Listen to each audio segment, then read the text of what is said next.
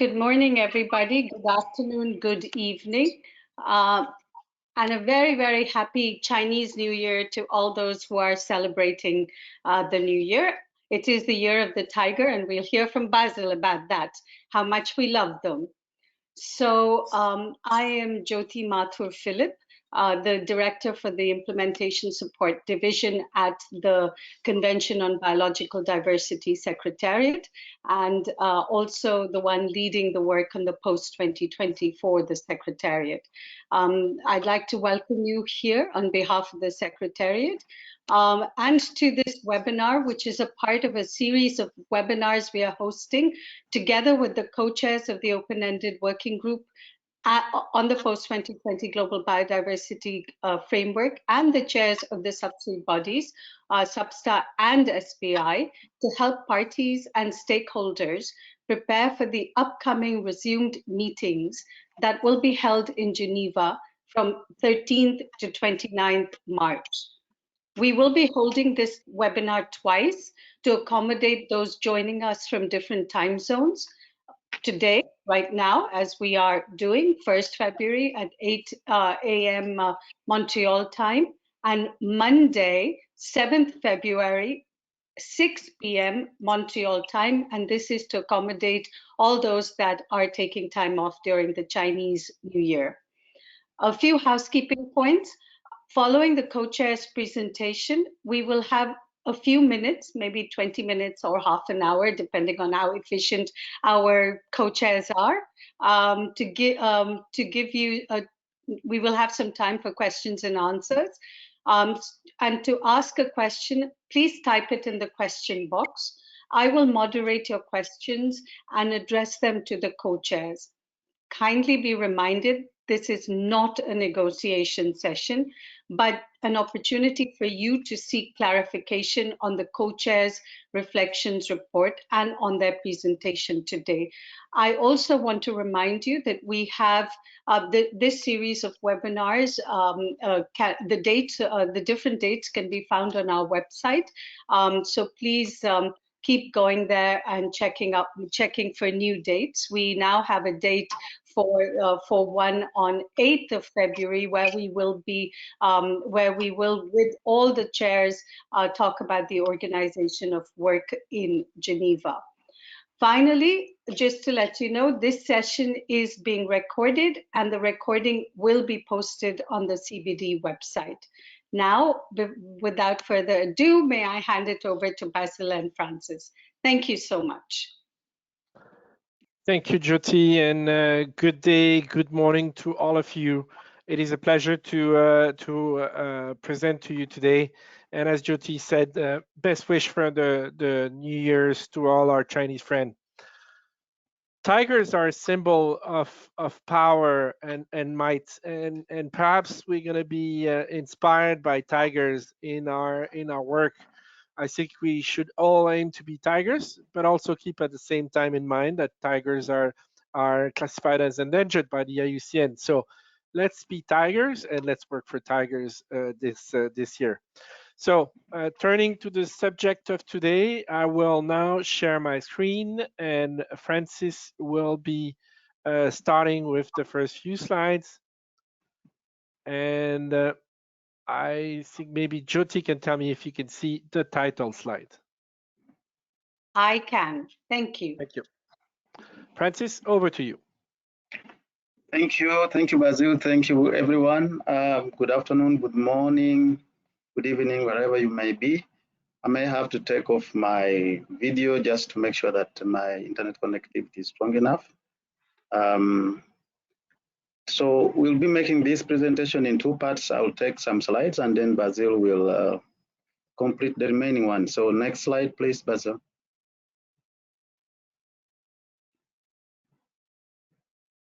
Yeah, so in terms of context, we've heard this many times, and it continues to be the case that we want to have a very realistic, but at the same time, very ambitious framework. That is not very easy to achieve, but I think together we are going to get there. So we are going to be taking into account a lot of things as we move along, being realistic realistic in terms of looking at the socioeconomic and other reality in the world, but also when we are ambitious, are we able to reach the vision?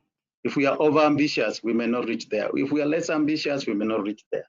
So there is that very critical divide that we need to really strike. Ambitious but realistic, it should be science-based. That's what we've had. And that this framework also should be comprehensive. Again, we had a lot being said here that we need to be addressing all these drivers of biodiversity loss as we need or as we progress toward the Vision 2050. Then, of course, this is a framework that is, as we said it several times, is for everyone, is for all. And then that means it cuts across all society, whether from government to all of us, at even up to individual level. But the other one is that we also talk, and we have continued to talk about synergies with other Rio conventions. This convention cannot stand alone. It is very much linked to the other conventions that we have kept talking about. Climate change is one of those, land degradation, CITES, name them.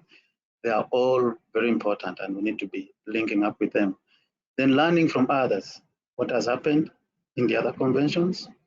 We are not reinventing too much of the wheel, but where there are good lessons, we take it on board. The framework should be adequately funded. Without this, we shall spend a lot of our energies here, and then it will just gather dust, which would be very unfortunate.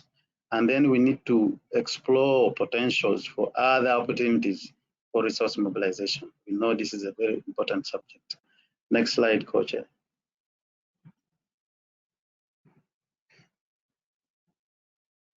Next slide, yeah. So in terms of, first of all, just this reflection document, what is it? What is contained in it? So first, as has been said, the intent of this co-chair's reflection is to support you parties and observers during your discussions at the physical meeting. It is not in itself a negotiation text.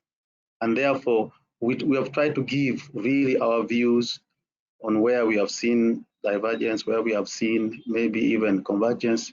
So how do we build more on where we see convergence, and how do we go on to address the divergent areas? So it does not replace draft one. Please don't mistake this. This is only a reflection of what came out of your meeting, our meetings we had in August, September last year. So take that into consideration. So the text also in here are what we've just thought as co-chairs. Can it help you parties as you move along? Or is there a possibility that it could even help us move faster? So the document itself is divided into those parts you see there. Part one gives you the background and scope, which I've just talked about. Part two is on the reflections of the structure and on the rationale of the framework. Part 3 and 4, part 3 to 7 is about the various elements of the framework. And then part 8 is on the draft monitoring framework. Part 9 is on the draft decision. Co-Chair. Now, when we look at the structure, there are a few things that came into our minds as co-chairs about what people said during the discussions. When we look at the issue of the milestones, what is the value? Do we need a milestone at all? We have heard some cases that we don't need to have milestones. But here we are saying, then how do we know if we are making progress? So milestones will allow us really to make some corrections as we move along. But without it, it then will become very difficult for us to assess or evaluate the effectiveness of the goals or of the targets. So that is where we need to think carefully about removing the milestones. We need to remove them. What will be the consequences of removing the milestones? And then the goals and the targets. We've heard that they should be nested, that we should group certain targets under certain goals. But as you'll see with this framework, it is not so easy just to get that one-to-one relationship. You'll find that in some cases, many targets actually can achieve one goal. For example, look at targets 1 to 13. It will result in goal A and B. Look at goals which can also result into more than one target. Look at, for example, targets 14 to 21. All will address these other goals we are talking about. So all the other goals are dependent on target 14 to 21. So nesting these, putting them under goals, bringing the targets under one goal is very, very challenging for this framework. That is the angle we want you to see. Then when it comes to the numerical values in the goals, we've had people saying we may not need them there. But what we are saying is that these goals are outcome oriented. And therefore, if you want to see that you're moving towards the Vision 2050, you should be able to measure progress on how the goals are taking you there. So if the goals don't have numerical values, what are the chances that we shall be knowing that we are making progress towards the 2050 vision? And then what is the right implementation time frame? The last bullet you see down there. Unfortunately for us, this framework should have been adopted in 2021, but then it has not been the case now. 2020. It has not been the case. So we've lost 2 years. So do we still keep in 10 years? Or is it now going to be the first time frame is going to be 8 years? But remember, this framework is linked to other processes like the 2030 Agenda for Sustainable Development, which time frame ends in 2030. So if we are going to make these changes, let's take care of that. Also the Paris Agreement, it also got that time frame that goes to 2030. So those are the challenges we have with the time frame issue. Let's go ahead, Coach.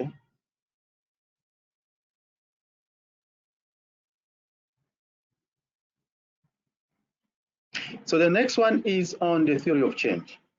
And we heard quite a lot about this. In general, this theory, the old theory of change is welcome, but there were comments about it.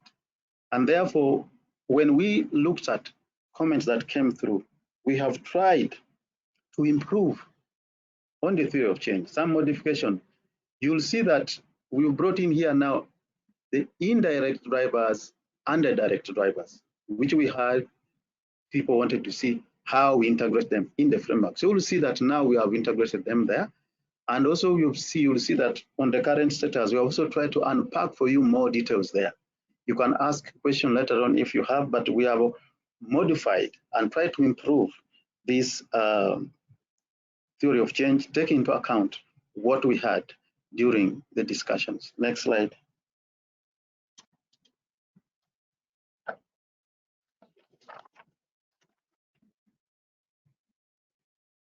So this just tries to unpack for you again. Remember, if you recall the previous slide, or even when you look at the co-chair's reflection document, you see that, for example, the action targets, they were not unpacked into what you see now. So we have tried to really unpack them so that anybody who is reading it there could easily see what are those 21 action targets that we are talking about. So we've really tried to make sure that we unpack those. Something that has come with this theory of change and which we'd like to bring to your attention is the aspect of the vision. We had some people saying that maybe we need to add more text on the vision, but we should take into account that first and foremost, the vision was agreed in 2010, that decision 10.2. But most importantly, that in decision 1434, the vision was excluded. What was stated there is that the COP decided that the post-2020 Global Biodiversity Framework should have an inspirational and motivating 2030 mission as a stepping stone to reach the 2050 vision. So we are saying here we don't need to rework ourselves on the vision because I think COP has already even prevailed on that. So on the mission itself, we'd like you to think through and make sure that it is not very complicated, but it reflects and can show what we want to address with this framework. And we've had people saying we should make it more ambitious, but as we turn towards the word making the vision more ambitious, let's be more realistic about it so that it drives us as we implement this framework. So let's go ahead, question.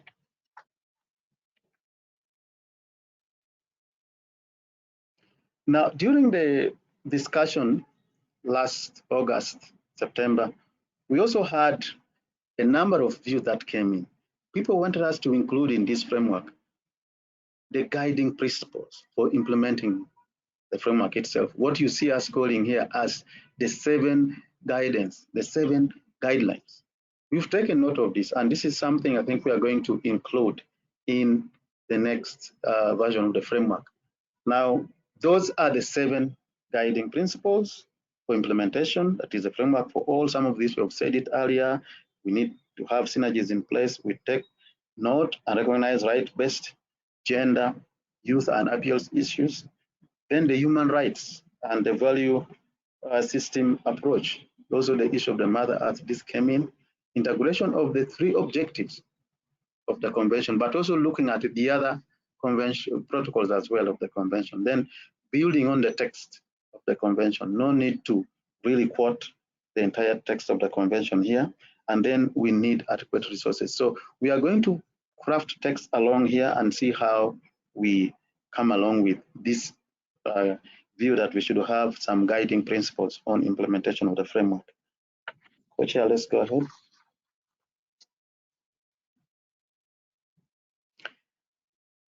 I will touch on this slide and then co-chair will continue from the next slide to the last one.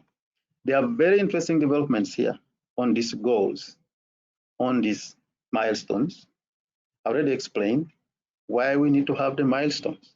I will not go back there. But let's try to go to goal A. Now here we had that it should have all the 3 components, what we may call facets of biodiversity, ecosystem, species, genetic, that it should be reflected in that goal. But also, we also had parties saying that if we are going to have all this indicated there, the ecosystem, the species, and genetic, we may need to actually unpack and have 3 different goals now that covers ecosystem, that covers species, that covers genetic diversity. But this is what we did earlier, if you recall, in zero draft. So when we went to Rome, we said, no, merge them and have them as one. Now we've merged them. Now parties are saying it is very complex. Then we are saying, how then could we simplify it if it is complex? Do we need to have the 3 or not?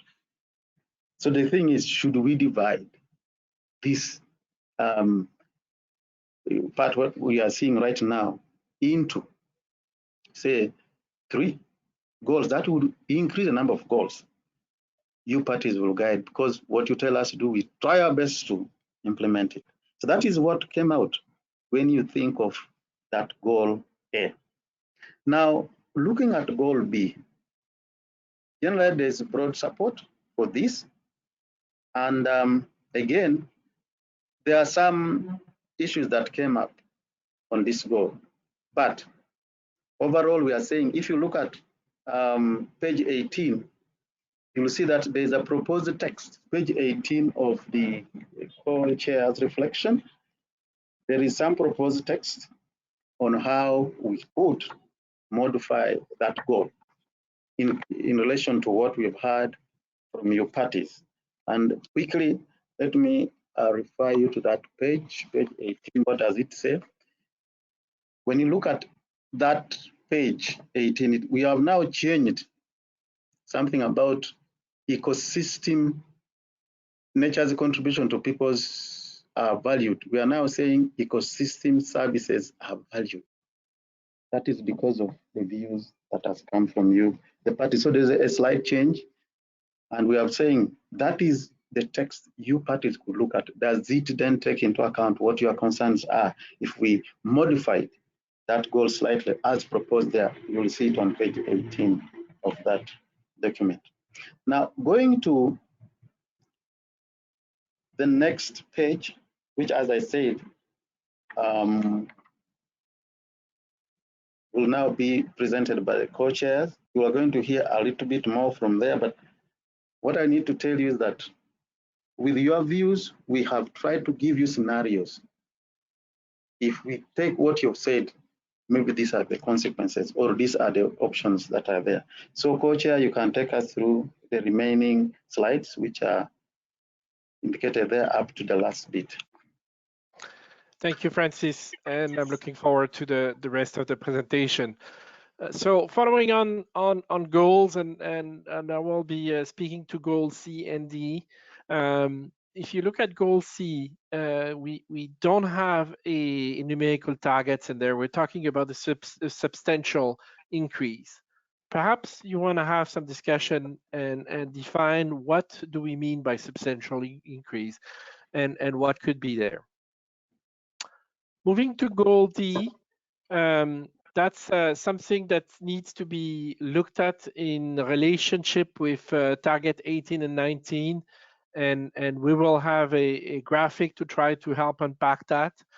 And clearly, when it comes to the non-financial aspect of this goal, there is some question about unpacking that and looking at the clarification of the text. I know a number of you are having a number of discussions, both on the goals and on the milestones. I think there is some very good ideas, and I'm looking forward to the discussion that we're going to have in Geneva. There is definitely way to make for better word. Remember, this is a document. The mandate we got was to reflect the discussion that took place in August and September, and we refrained from doing more than that. So what you see is August and September, and I know there is a lot of thinkings that took place since then. Now moving to the target, and we're gonna examine them by a smaller group. Here on this first slide, we try to group the three first target. Target 1 on land and sea use planning, and on retaining wild area. Number 2 is on the restoration, and number 3 on the protection and conservation. Now, first, let's look at the questions, and then we look at the graphic at the bottom after. The first question is, you remember in draft 0, we had 50%, and you asked us to move that to 100% all land. There is a question to be asked in terms what is realistic versus what is desirable. Of course, we all desire ambition, but 100% may imply taking some relatively rapid shortcuts on some important process, such as the right of indigenous people and local community. A second point or dimension of that question is, to what extent are you going to be looking at this type of land use planning? There is many types of land use planning, and whether they are considering biodiversity can be the subject of discussion. And then when it comes to the retention of wild area, how much all retention of all wild area is realistic and desirable?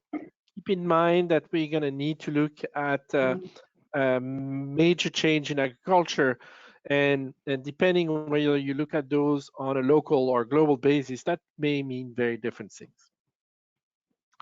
On target 2, numerical aspect, definitely there was some question about that, and some really valuable discussion in terms of, do you want a percentage, which require in turn the definition of a baseline, or do you prefer an absolute numbers that can be something that is probably a little bit more easy to communicate and put in place.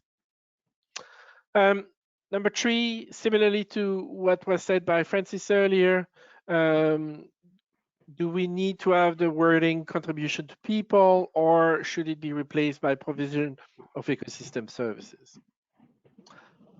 Finally, below, it's important to keep in mind how those 3 parts relate to each other. So it's important to keep in mind that there is some overlap between the protection and conservation with the retaining and with the restoration. So it is not possible to do simple addition of the targets for protection with that of restoration. It is important to keep that those could be overlapped. Now, turning to the other target, management of species, under target 4, there is a there is a question that's been asked about what's the place of domesticated species in this target. Where do we locate human-wildlife conflicts in this GBF? That's a question. We've talked about that several times. I don't think there is an ideal answer. There's just kind of convenient answer, and that's where it found its place in 4. But keep that in mind. And then finally, some of you have said that you wanted us to be explicit about including both ex situ and in situ conservation. We felt that in situ conservation was implicit, but I think it's a good idea to change that. Target 5 about harvest, trade, and use of wildlife. We're suggesting that you may want to consider turning around the wording from a positive one to a negative one, which is about eliminated, unsafe, and unsustainable and illegal. So you'll have to consider that. On 6, on invasive alien species, clearly you ask us to add the identification of pathway, and there was some really interesting conversation about the opportunity of having a numerical targets in a numerical aspect in this target, so you'll have to have a conversation on that. On 7, on pollution, clearly there seems to be a relatively good consensus around plastic waste, but on the reduction of nutrient and pesticide loss, there is still some good discussion to be had. There was also some question around the definition, which we try to help with the definition we have in the glossary. And then finally, there was some question around the scientific basis for the numerical, and surely we're going to have the discussion. And finally, some of you have asked that other pollutants be added in this target. Target 8 on climate change gathered quite a bit of comment, as you will remember. And one is that notion of using nature-based solution versus ecosystem-based approach. Some of you were really attached to the terminology and some terms, and we're looking forward to see how we can find middle ways and compromise. The approaches also for doing that was a question. And then finally, the opportunity of having a numerical targets around the contribution to the mitigation efforts was discussed. Now moving to the second group of targets around meeting people needs for sustainable use and benefits. There is a first group with target 9, 10, 11. Here, I think there is still ample discussion around what are the shape of those targets. So how do we characterize 9? Is the architecture the right one in terms of having a target focus on species, one on ecosystem, and one on other service, or do we want to regroup them in a different way? Percentage and on target 10, there was some question around the numerical aspect, because all areas in a sense saying 100%, and there were also some discomfort with the use of the word productivity. We did some research and talked to colleagues and some of you parties and came up with 2 alternatives that you may want to consider, and those are ecological intensification and sustainable intensification that may alleviate some of the concern with the word productivity. And finally, around 11, nature contribution, other nature contribution, definitively continue to have some people have issues with nature-based solution, so there is a potential for changing that. Now moving to target 12 at the bottom of the slide. This is about urban dwellers and cities. Some question around the focus on the area and the quality and the access to green and blue space was asked. Some were asking about the wider health benefits and linking with the urban sustainable development. And some were asking about whether One Health should be captured here. And finally, whether the notion of urban sprawl and impact on habitat fragmentation should be captured in this target. So there is a lot there. I think definitively you tell us that you want a target with those issues, and probably there the issue is more about what kind of focus you want to give that target. Number 13 on access and benefit from the exploitation of genetic resources. I think here there is the notion that you wanted to avoid duplication with the corresponding goals, and there is a question on whether you want these targets to be focused on the whole of the CBD community, or you want it to focus on the signatory of the Nagoya Protocol. Now moving to the third and last group on the tools and solution for implementation and mainstreaming. Please keep in mind that title, because mainstreaming is a very important element of that, and perhaps we should have reversed the order of the title. 14, 15, and 16 are squarely addressing the main aspect of mainstreaming, with 14 focusing on regulators and governments that are doing laws and those kind of action. And then you have questioned the use of the term values, or perhaps you've said that there is different ways of defining values. And what we're suggesting is we stick with this notion of national accounts and valuation. And you also ask a few questions around financial flow or whether we should be talking to investment. But my sense is that perhaps it's then the thinking has evolved and that question is probably less prominent than it was in August. 15 is around economic actors, public, private, large, small. There is definitively a point made around understanding financial flow. You very clearly asked that reference be made to a TNFD and circular economy. So you will see the language on that. 16 on people, what you told us is that you wanted to have that notion for waste of not just eliminate, but reducing and eliminate, and to be explicit on the need to move from overconsumption to sustainable consumption, which is not in the language of the July version. 17 on the negative adverse effect of biotechnology. Similar to 13, there is a question on whether we need to address this target to the Cartagena Protocol signatories or to the whole of the convention. There is also a question around the links with the positive aspect of the biotechnology that are captured into 8 and 9. And in a sense, one of the conversation, should this target remain where it is as part of this third group or be moved to the second group on meeting people needs? So that's a question you should consider.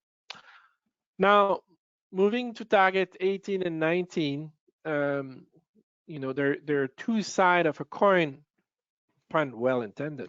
One is around the diminishing the cost and addressing the subsidies, and the other one, 19, on increasing the resource available. Lots of questions and lots of work has been done since we had our last discussion in September. The first is, what is realistic in terms of decreasing negative incentive and subsidies? What is it what's the rate of the decrease is possible? Do we need to have a numerical target that is characterized as a cumulative aspect of what we want to do over the period, or an annual rate, average, or at the end?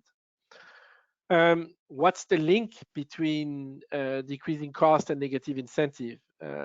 Unfortunately, it's not a one-to-one in all cases, and some targeted decrease may have a larger effect than others, which lead us into the definition of what is the most harmful. 19 on increasing, how fast can we manage to free up funding to increase, and how fast can all of us ramp up programming to spend that money is a question. Do we need a clear reference to the new financial instruments, such as the fund that China announced, is one thing. And finally, do we need to reverse the order of 18 and 19? At the bottom, you've seen that graph many times. I think the key point here is the notion that by decreasing negative subsidies, we're reducing cost. And that should be supplemented by increasing funding available, and with that we're decreasing the gap. You will have discussion on where that line is and what the number is, but I'm pretty sure that we will quickly agree that we want to bring eventually that gap to zero. The question is how and how fast, and how we're going to be able to bring those numbers. I understand we have all seen the various announcements that took place over the last few months, and those are difficult to understand because they have very different characteristics. But I understand a number of experts have been working on bringing all those together, and very soon we'll have some further ideas on what it is that's going to be most welcome.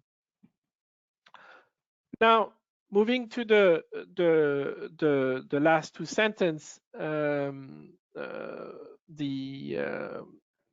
target 20 on information, clearly there was a question around the traditional aspect, and then 21 around the role of various groups, should we have a numerical aspect. There is in the reflection document comments on a number of other elements, and first and foremost, you have provided us with a number of target proposals, and we looked at each one of those. And what we provided you with is linkage with existing targets. So perhaps you want to have a good look at those new target proposals and see whether they're really identifying a new element, or whether they can be discussed in combination with the existing targets. For section H on implementation and support mechanism, and I on enabling condition, question that we've seen is, what is the level of detail that is needed? Is this going to be a framework for all, and do we keep that at the level of detail that is relevant for a number of external partners, or do you want to bring it down to a very specific CBD type and level? On responsibility and transparency, we went back and looked at the various iteration of that section, and we could see that it went from being very big to small to big again. And again, I think there is some really important discussion to be had on what do you want to have in the GBF, what is essential to have in the GBF, and what is better captured as part of the other COP decision, principally coming from the SBI. On outreach, there was some comments, but not an essential part. On the monitoring framework, again, we went back and we had a look at the various versions and look at what you told us. And noting that there was not a huge amount of discussion of the monitoring framework in September, we worked very closely with the Secretariat and with Ezekiel, and as you heard in the webinar, I think it was last week, we've provided you with some, there is some new text, but you also have a look at our reflection and what we're suggesting there. Finally, section 9 on the COP discussion. There was not a lot of discussion in August, September, and since then there has been quite a bit of thinking on many sides, and we're looking forward to have that discussion. I think as we progress through the discussion of the goals and targets, this is going to become a lot more clear.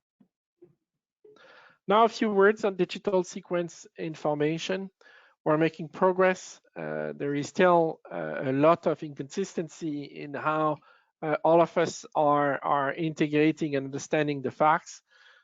We're going to have a workshop or a webinar in a few days, and I'm looking forward to that. This group, and I want to thank the people who work on the Friends of the Co-Chair. They've done some excellent work. The work is progressing. We're progressing at a relatively slow pace, which may be frustrating for some of you, but it is a complex issue and one that requires a lot of attention and details. So where will we be at 3.2 when we get together in Geneva? Definitely a stock take, seeking agreement and conclusion what the work done so far, and what will be the work plan to continue. And further on COP15, working on long-term solution and permanent solution, and determining how we capture that in terms of decision in presented to COP. Now, a couple supplementary ideas, and I'll go very quickly through those. On the relationship between the convention on climate and nature, and what we've seen in with the Glasgow Climate Pact is some very important language that help us. Importance of restoring and conserving, protecting nature and ecosystem, phasing out inefficient subsidies, which is basically the UNFCCC making some process and passing us the baton. And in a sense, the question I'll leave with you is where do we go with that? Is there an opportunity for us to build on that asset and take it a little bit further, and again? So working together as two sister convention and how we're working together. Another very quickly, and that's going to be the last slide, is how, and you've seen that wedding cake graphics several times in the past, and this is about trying to characterize the significance of the relationship and the interdependence between the various process. I think there is no doubt in anybody's mind of the contribution of the GBF to life on Earth and life on water, in the water, and how we can contribute significantly to water and climate, but also to how we contribute to hunger, to gender, and to health, but how we depend also on other part of the UN system for addressing some indirect drivers like peace, like decent work and economic growth, and many, many more. So this completes the presentation. I hope that has been useful, and I'm passing the floor back to Jyoti, who will be managing, I believe, the Q&A. Thank you. Thank you so much, Francis and Basil. I think that your presentation was very clear, so I hope for everyone else also it was very clear. We have about 15 minutes for question and answers, so I will start with the first two, which are both related to ABS. The first one is from Isabel Lopez Noriega, and she says, thanks to the co-chairs for this very useful presentation. On Target 13, based on the conversations in September last year, the question could be whether the target should extend beyond the CBD to embrace other international conventions that deal with access and benefit sharing and the signatories of these other conventions, rather than it should refer to Nagoya Protocol signatories only. Have the co-chairs considered this broader scope of Target 13 and Goal C more generally? And if so, what are your thoughts on this? Similarly, from Michael Halewood, he says the co-chairs just asked whether the indicator for Target 13, ABS, should focus on Nagoya Protocol only or the CBD as a whole. I want to ask, why limit consideration to the CBD? Previous versions of the monitoring framework and the related specific scientific literature review made reference to the plant treaty's multilateral system of reference to the of access and benefit sharing. Why are you not considering the plant treaty or the multilateral system anymore? So I will hand this back to you, and then we can then I can come to other questions. Thank you. So perhaps I will start, and Francis will have more complete answers. This is exactly the type of question we want to have, and perhaps we're not the one able to answer those questions. Those questions should be answered by parties when they get together in Geneva. You're right, Isabel, when you said that in September there was a lot of those discussions. Remember that the mandate we got was very clear. We were to reflect what we heard at the first part of the meeting that took place in September. So therefore, we're not able to include many good discussion and ideas on these targets and many others that happened after that. I think you both are asking some very good question about how broad the scope could be, and I think it's going to be very important for the parties to consider that idea, and similarly to other part of the framework. If you look at the parts about making harvest and trade of endangered species legal and sustainable, that will be speaking to a sister convention, the CITES. So I think there is good precedence to look beyond the border of the CBD. Over to you, Francis. Thank you, Basil. I think, as you've said, the decision on whether or not to broaden the scope of this target actually will lie more with what comes from parties. But as co-chairs, if you read through our reflection on Target 13, you will find that we've raised all these issues there. And so as co-chairs, we may not have to say, let's go beyond the scope of the Nagoya Protocol, let's bring on the CBD, but we are telling you in this reflection document that those are some of the things that we need parties to reflect on. If it comes from the parties that yes, let's go beyond, let's broaden the scope of this target to include A, B, C, D, then we co-chairs, having had that, we could then go along to see how best to craft or redefine the current wording as it is.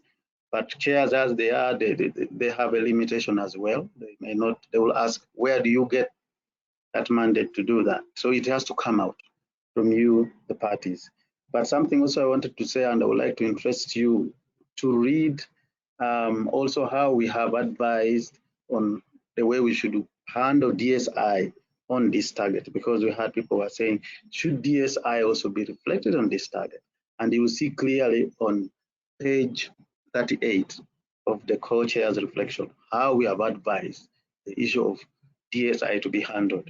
DSI is a completely a process which is going on its own, but the COP decision was clear also how we need to handle it. So read there and see that there is a point at which we are going to consider DSI. Whether the COP says we reflect it now in the framework, that should be dependent on whether the decision has come from the conclusion of the DSI process. So these are all things you'll read more and see from page 38 concerning this very target 13. Thank you. Thanks a lot. We have, I think, 10 more minutes, so I will ask you 2-3 questions now. I can respond to some questions already. One of them is on, 2 of them are on whether we will be sharing the presentation. Yes, we will. It will be online. There is one question on UNFCCC, which I will, and the Glasgow Pact, which I will leave for now and let us reflect on that, because that goes beyond the scope of our convention and the webinar right now.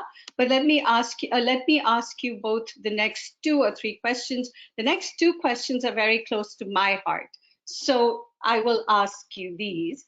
One is from Ionis Agapa.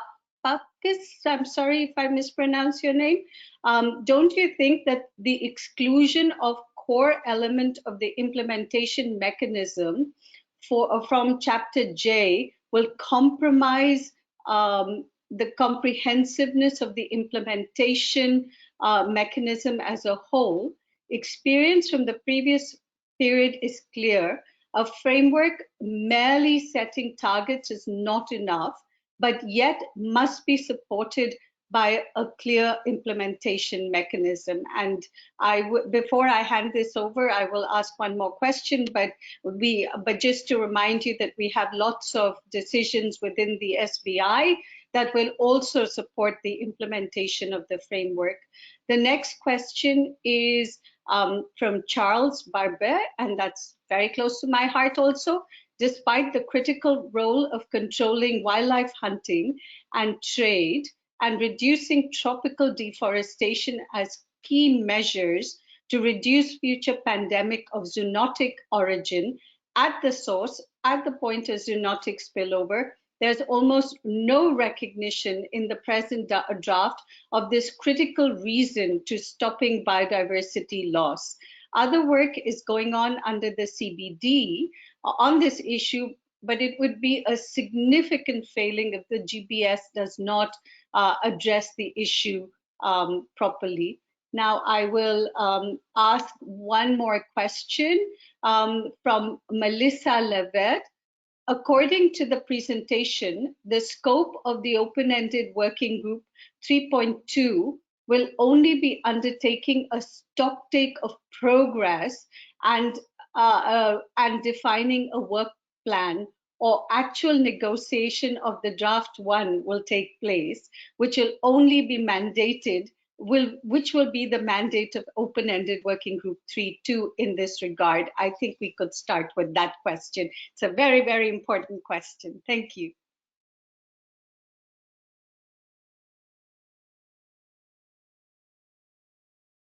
You're muted, So Basil. you're on mute. Sorry about that. So thank you, Melissa. The mandate and the role of the second part will be negotiation. Let's be absolutely clear. The comments you saw on the slide was related to a very specific issue on the DSI solution definition problem. So parties and stakeholders should come ready to engage into negotiation. We've done a fantastic amount of work in terms of preparing, but now is the time to roll up our sleeves and find some compromise. So let's be absolutely clear that this will be a face-to-face meeting. We're going to be able to do negotiation, and we got a lot of work in front of us. Moving up to the second question from Chip Barber. It's interesting, and your observation is absolutely right. We have not yet found the appropriate characterization of the One Health or relationship between zoonotic and biodiversity in the current draft. And Francis and I could hide behind procedures and said that the health document from Substar are not done yet. But I think clearly we've been quite busy as a community looking at the other aspect, and I thank you for bringing that back to the forefront. And I would not be surprised that if we are not coming out of Geneva with much stronger language, detailing how our work will be contributing to a healthier and safer world. So that's the second one. On the first one, on responsibility and transparency, again, easy answer. There is no doubt that we're going to have a more robust responsibility and transparency system that will come along at the same time of the GBF. The question is probably a secondary one, is how do we characterize those decisions and what's the wording that will go in the GBF versus in an SBI decision? But I absolutely agree with Ioannis that we're going to need that, and success will be dependent on having that kind of more robust system. Over to you, Francis. Coach, I think basically you could have touched, just to add a few points here, the issue of One Health. And I think this has been the point where we were always thinking about how to have health adequately reflected in this framework. And you'll see with the current targets, for example, target 5, that there is an attempt to do that. But given what we have now seen in the world, what we have gone through, maybe parties might come with another proposal. But again, the challenge we have is always to try to leave or have these targets as few maybe as possible. If we think of more targets, of course, the number increases. So our challenge has been where, as Coach has said, where do we put that One Health? Not for every maybe issue to have as a standalone target on its own, but there are ideas coming up. For example, people are thinking maybe we have one target on gender, maybe on its own, but again, like on this One Health aspect, we could listen to what the parties will say here and see whether its provision as it is there is weak or we need to strengthen it and go ahead with it. Then when you look at the other aspect of implementation mechanism, this has kept coming up, it's coming up. But in the co-chair's reflection, if you look at page 54, we try to explain that in addition to what we are proposing in the framework itself, there will be COP decisions that still support implementation of the framework. You could have on the following, for example, capacity building, mainstreaming, cooperation, resource mobilization, among others. So such COP decision could still help us when it comes to implementing the framework. But again, maybe we need to keep reflecting a little bit more into this area. It is becoming increasingly clear that maybe we will not yet address it well enough if this again will come up even at the physical meeting in Geneva. So I think that's just a few points I wanted to add to what Coach has said. Thank you so much, Francis and Basil. I'm happy to say that we have responded to all the questions. There are only 2 comments. One from Andrei Kuzmich, which says that UNCCD, when we're talking about UNFCCC and CBD linkages, we should also talk about linkages with UNCCD, which I think is very important. And then from Gloria Rodriguez, who's talking about a publication she is doing on living in harmony with nature, which also we are very happy about, and we would love to see a copy of it. I will now just say in closing, thank you so much for this, for your questions and for participating in this webinar. And as we come to an end, I would now like to invite the co-chairs to once again provide some closing remarks in 1 minute. Thank you. Thank you. And perhaps I can start. First, thank you for your time, and we are pleased to see there is such a significant audience. This is the start of a conversation. If you have more questions, do not hesitate to contact us. If you have some ideas and want to engage into some discussion on specific aspect, the door is open. That's our role. And what we want is to be as prepared as we can for making the most of the time we will have together in Geneva. In that respect, on the 8th of February, we'll be hosting a webinar jointly with the chair of SBSTA and SBI to get into the detail of the mechanics. So today was around explaining the documents, the reflection. The 8th is going to be how are we going to be working together for those nearly 3 weeks of work. So please join us on that. And again, thank you very much. Francis, over to you. Yeah, thank you, Co-Chair. In my closing remark, thank you so much, as the Co-Chair has said, but I would like to leave you with some of this. If you have your pen somewhere, you could take note of it, that there are some proposals we have made on these targets, the proposed text which you could look at. If you look at target 5, look at page 28, you'll find something there. Target 6, you look at page 29, you'll find a proposal there. Target 9, you look at page 34, you'll find just a little bit of modification, not too much. Target 10, you look at page 35, there is a proposal to tweak a little bit. And then target 11, you look at page 36, there is also a proposal there. So you look at those kind of modification the co-chairs have proposed. Will it help you move forward? Because with the composite text, they are so complicated that you may not make progress. Maybe those are ideas we are throwing over to you. Is that going to be useful to you to make you move fast? Thank you so much and see you next time. All right now. Thank you. Bye. See you.